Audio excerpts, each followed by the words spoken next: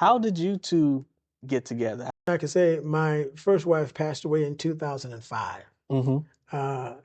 And I don't mind saying that I've had many uh, ladies, that were seemingly vying for the position, if I can say it tactfully. Yeah.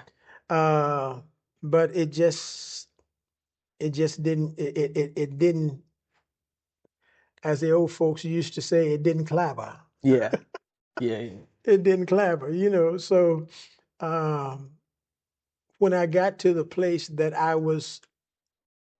felt like I could uh, love another woman, Mm-hmm. then I began to talk to the Lord about it, and He began to lead me. And the promise that He gave me, because I was very, very apprehensive about uh, dating and all of that stuff, that stuff was way behind me. Mm-hmm. And let me say that I found out that during the time between when I was dating and when I was single again, man, women have changed. It's a whole new ball game.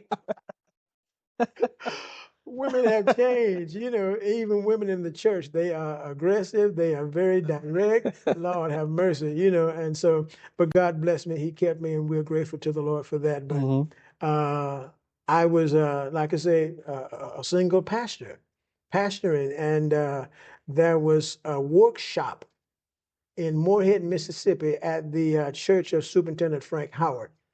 And the workshop coordinators was uh, the Jackson brothers and sisters. Well, it was really Barbara Jackson and her brother, Derek Jackson, who was a phenomenal musician within himself. And just, I mean, they worked hand in glove together. Mm-hmm. He on the keyboard and she taught the choir. She has an extraordinary gift in choir administration and teaching and instruction and everything. In fact, praise God, she and her brother, they have a business there in Memphis called the Jackson Studio of Music, and they teach piano, organ, voice, drum, guitar.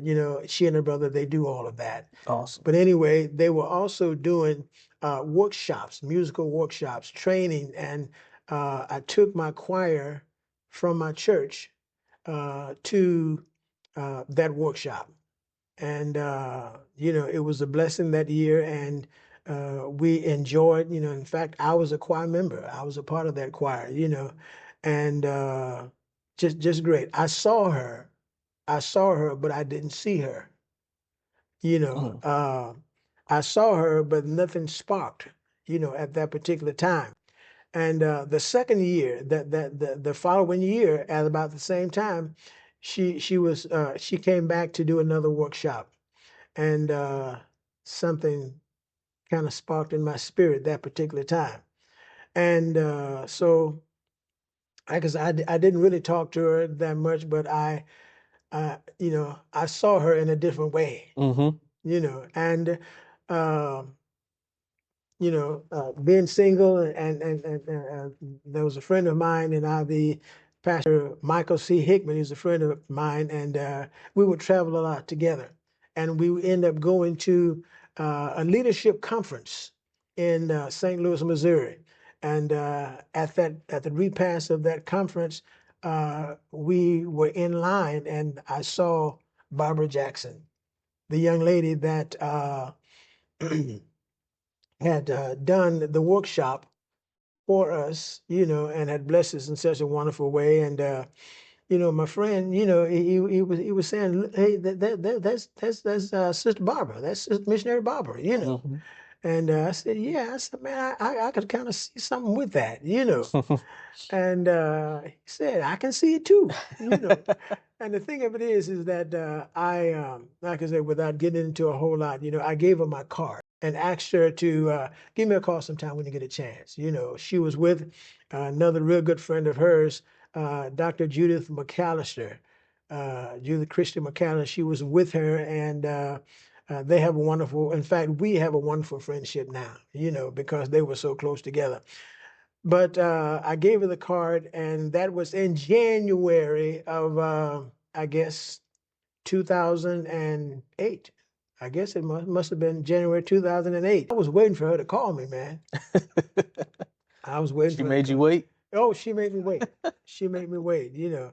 And but it didn't it was some time before she called, you know, and so I was about to reach out to her, but a friend, a mutual friend, and this is how God works, man. Mutual friend just happened to mention, she said that, you know, you and Pastor Sago will make a good couple, you know. And of course she got really kind of rowdy, I guess, without lack of a better word. Girl, that man is married. Who you think I am? You know, and blah blah blah blah blah. But anyway, she said, no, he ain't married. His wife passed away, and I really love to hear her tell the story. Really, love to hear her tell it. But she said that she said, what? You mean he ain't married? And so she went looking for the card and misplaced. She had misplaced the card, you know, but she did find another card that I had given her at a different time, and so she said that instead of calling me, she emailed me. Okay. She emailed me, and that's just like a woman of God, you know. Hey, what you just saw is a clip from our show, How Pastors Are Made, where we go through the good, the bad, the ugly, the ups, and the downs of becoming a pastor. We appreciate you for watching. Pretty please hit that like button and definitely hit the subscribe button. If there's a pastor that you want us to speak to, please let us know.